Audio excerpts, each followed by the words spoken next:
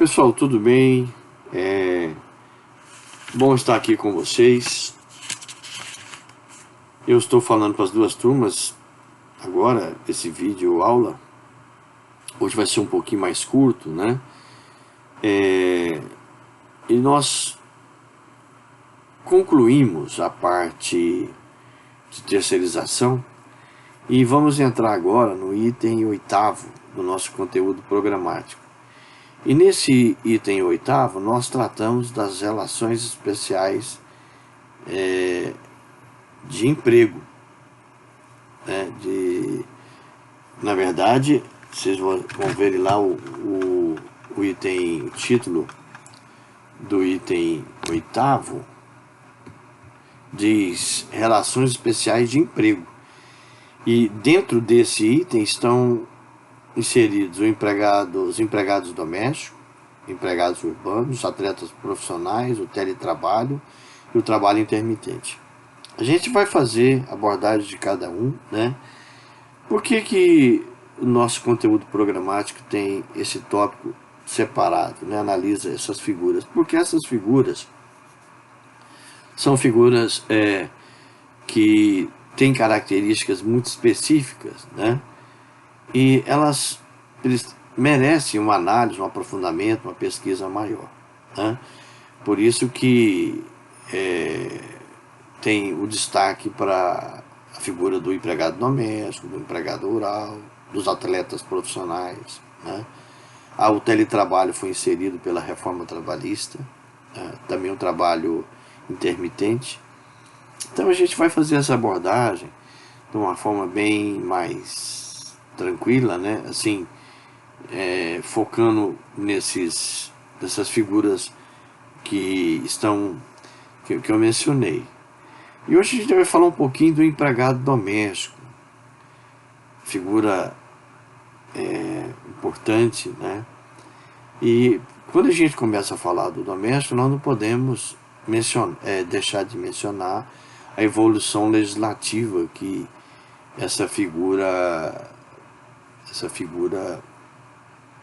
esse empregado, né, com essas características tem, né?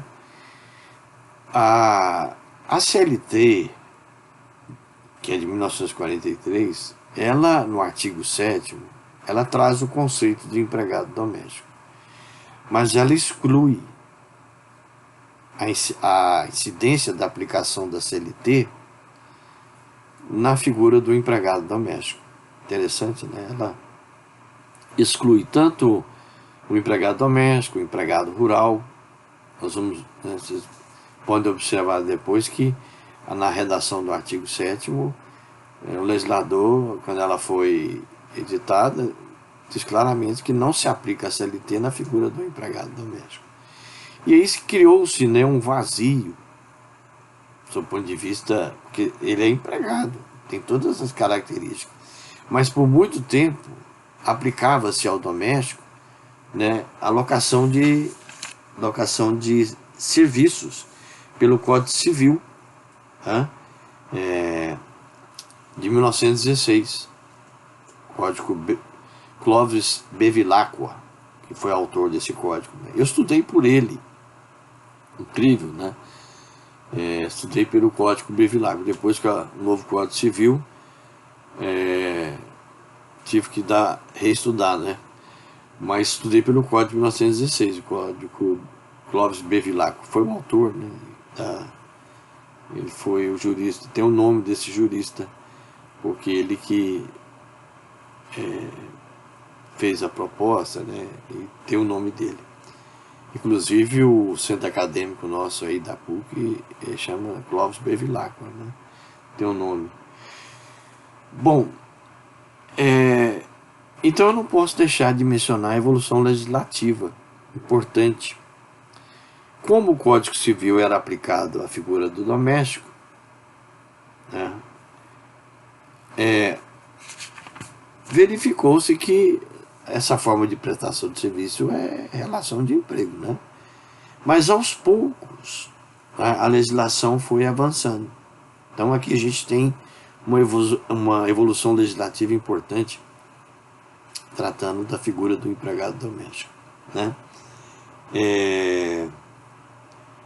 Então aqui nós vamos, veja bem, eu destaco a Lei 5.859 de 1972. O que essa lei fez? Ela estendeu, os domésticos passaram a ter direito, com a edição dessa lei, passaram a ter direito à assinatura de carteira, a carteira de trabalho, as férias e a integração à Previdência Social. Então, assinatura de carteira, férias e integração à Previdência Social. Embora possa parecer tímida esse avanço, sob o ponto de vista trabalhista, mas sob o ponto de vista previdenciário, não. Foi muito importante. Quer dizer que a doméstica, a partir da edição dessa lei, 5.859 de 1972, passou a integrar, passou a ser segurada no regime previdenciário. Ela passou a ter direito à cobertura previdenciária. Isso é importante? Fundamental. Importantíssimo. Básico para a pessoa ter um amparo do Estado na parte do risco social. Depois veio a Constituição de 88, que no artigo 7º, também parágrafo único, estendeu alguns direitos, ampliou mais um pouquinho. Veio depois a Lei 10.208 de 2001, que permitiu que o empregador, facultativamente, o empregador doméstico, passasse se ele quisesse, podia aderir, podia recolher o FGTS para o empregado doméstico e nesse caso ele teria direito por extensão ao seguro-desemprego. Editou-se também a Lei 11.324 de 2006, que estendeu a empregada doméstica a estabilidade, férias de 30 dias, proibição de desconto por concessão de alguma utilidade e feriados. Então, essa lei foi importante demais, porque a empregada doméstica já tinha sido integrada à Previdência Social. E com a edição dessa lei, ela passou a ter direito ao Instituto Trabalhista da Estabilidade. A estabilidade da gestante, ela é de 14 meses. Ela tem o período da gestação, 9 meses, mais a licença 4, e mais um mês após a cessação da licença. Então, ela tinha só a licença maternidade, mas não tinha direito à estabilidade. Então ela podia ser dispensada, mesmo grávida. Quantas empregadas domésticas não chegavam para a patroa, como elas chamam, usando um termo aqui coloquial, o empregado, e falava: olha, eu estou grávida, antes dessa lei. Aí mandava ela embora, dispensava. Ela não tinha direito à estabilidade, só porque estava grávida. Hoje ela não pode ser dispensada. Desde a edição dessa lei, aliás, ela não pode. A Lei 11.324 de 2006 não pode ser dispensada, a não ser por justa causa, porque ela tem estabilidade provisória. Essa estabilidade está assegurada por essa lei, e a estabilidade provisória da gestante está prevista no artigo 10º do ato das disposições constitucionais transitórias. Então isso e na própria CLT. A CLT trata da estabilidade da licença maternidade, de vários direitos do trabalho da mulher. Bom, depois dessa lei, a 11.324, foi editada a Emenda Constitucional 72 de 2013. O que essa emenda fez? Ela estendeu mais ainda, foi mais além, estendeu praticamente todos os direitos trabalhistas para a empregada doméstica. Essa lei foi um dispositivo que fechou o ciclo evolutivo de avanços para esse segmento tão importante na vida brasileira, um segmento presta serviços com dignidade, serve quem precisa no âmbito residencial. Então isso é muito importante. E depois foi editada a Lei Complementar 150 de 2015, O que essa lei trouxe? Ela regulamentou os direitos do doméstico, criou outros e os conceituou de forma mais precisa, né? Então, quer dizer, hoje a doméstica tem todos os direitos trabalhistas. Férias, FGTS, né? Seguro-desemprego, tem direito ao seguro-desemprego, tem direito à carteira assinada, tem direito a descanso semanal, tem direito a repouso semanal remunerado, tem os feriados, horas extras, tem todos os direitos, né? Porque veio um avanço bem, né, de muita luta, de muita dificuldade. Por isso que ela é uma figura emblemática, né, assim, sofrida, muito sofrida, né? Muito bem. Agora a gente vai analisar um pouquinho o conceito que está no artigo 1º da Lei Complementar da figura do doméstico, né? Aqui tem uns elementos meio intrincados que a gente precisa analisar com calma, né? Senão a gente não pega conceito bem definido. Diz assim, doméstico é a pessoa que trabalha com pessoalidade e de forma subordinada, continuada e mediante salário para outra pessoa física ou família que não explore atividade lucrativa e no âmbito residencial desta, por mais de 2 dias semana, conforme aqui, né, o artigo 1º da Lei Complementar 150 de 2015. Bom, aqui tem uns elementos importantes. O enquadramento legal, né? Então é importante a gente ressaltar o enquadramento legal, aplicação da CLT ou da lei do doméstico, ou mesmo da lei do empregado rural, de um trabalhador não deve ser analisado pela atividade que exerce, e sim para quem trabalha. Então, repetindo, o enquadramento legal de um trabalhador não deve ser analisado pela atividade que exerce, e sim para quem trabalha.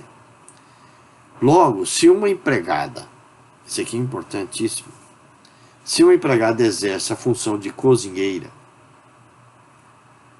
esse fato, por si só, não a enquadra em nenhuma das leis mencionadas. Quais leis? A CLT, do empregado rural, né? da própria doméstica, né? Porque no início da minha fala eu fiz alusão ao artigo 7º da CLT.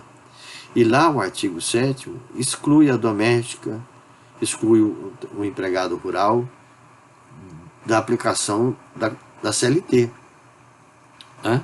Por isso que eu estou fazendo alusão aqui.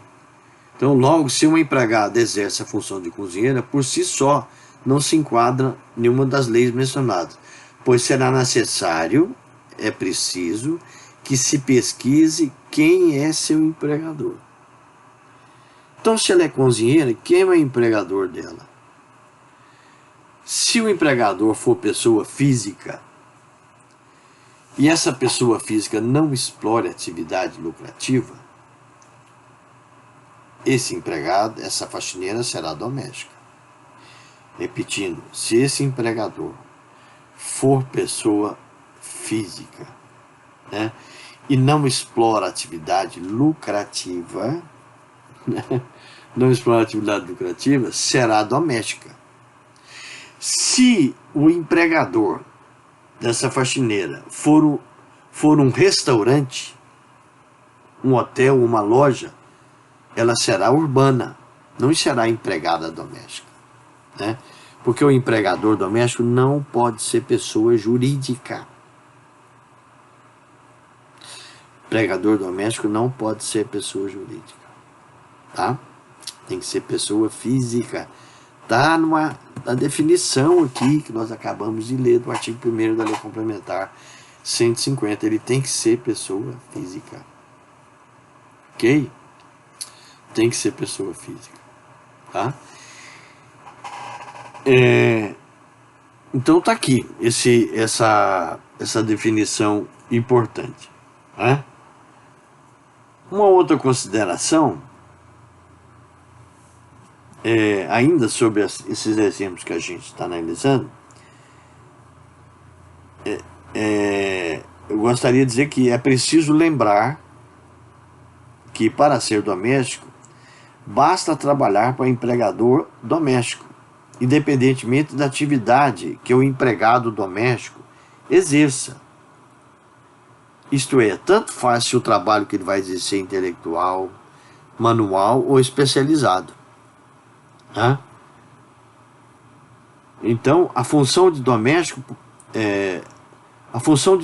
pode ser de uma faxineira, de uma cozinheira, de um motorista, de um piloto de avião.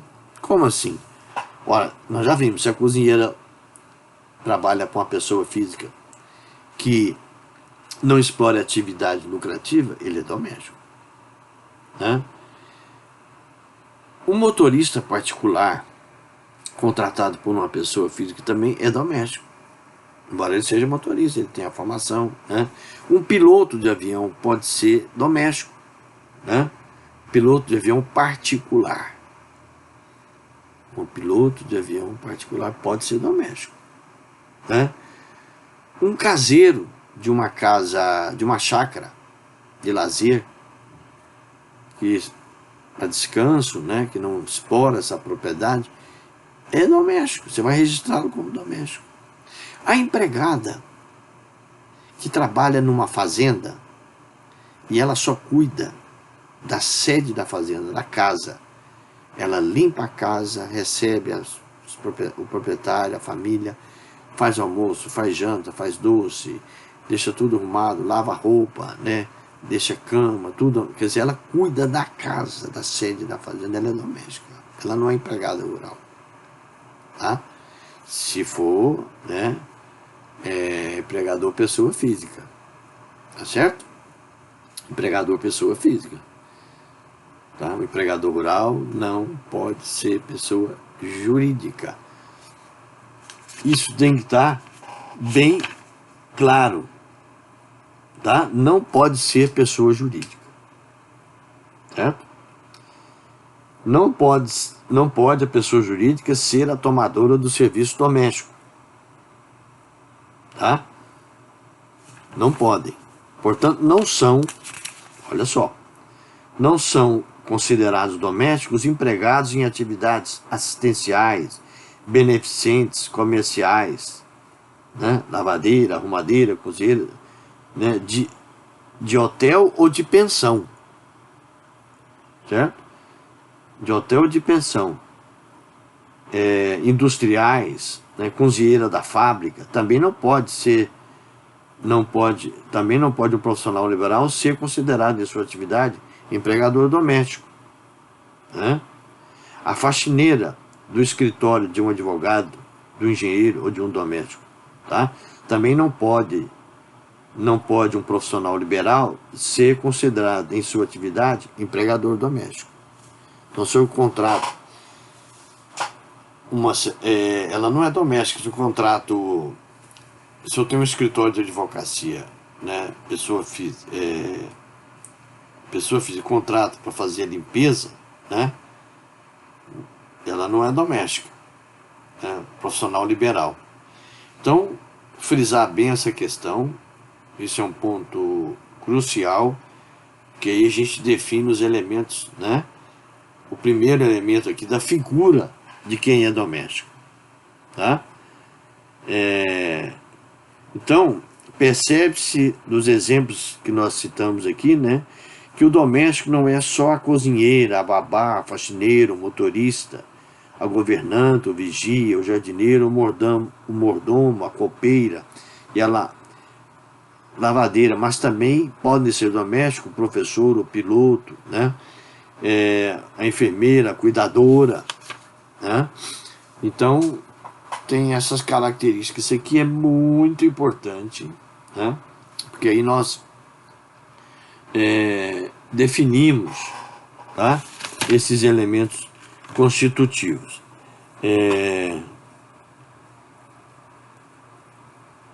Muito bem. Tem mais um elemento aqui que é o da continuidade.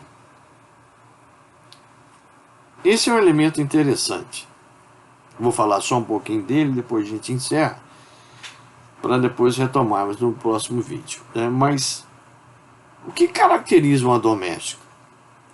Para ela ser doméstica, ela tem que trabalhar todos os dias da semana? E se ela trabalhar só 2 dias? Ela é doméstica ou diarista? Esse é um tema bacana, né? Ou se ela trabalhar um dia só na semana, é doméstica? Tá? O que configura? A princípio, antes da Lei Complementar 150, não havia, né, uma previsão legal no sentido de dizer, olha, é considerado doméstico quem trabalha, né, aquela pessoa que trabalha, a empregada, né, que trabalha, pessoa física, por mais de 2 dias na semana. Aí é considerado doméstico, né?